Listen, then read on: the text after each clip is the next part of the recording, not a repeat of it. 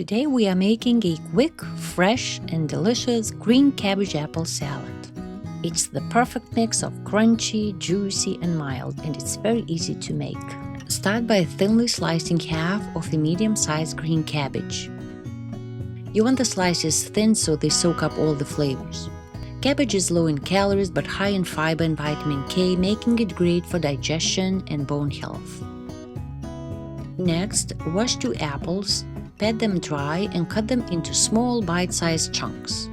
I am using Golden Delicious apples for their mild sweetness, but feel free to use any variety you prefer. Apples add natural sweetness and crunch. They are a good source of fiber and vitamin C. That fiber helps support digestion, while vitamin C boosts immune system. For the dressing, take a lemon and roll it gently on the counter. This helps release more juice.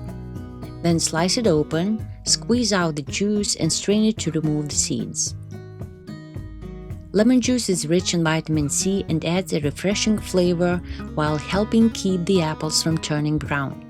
Next, add a 1/4 cup of olive oil and season with salt to taste. Olive oil brings the ingredients together while offering hard, healthy fats and a smooth, satisfying texture. Now give everything a really good mix.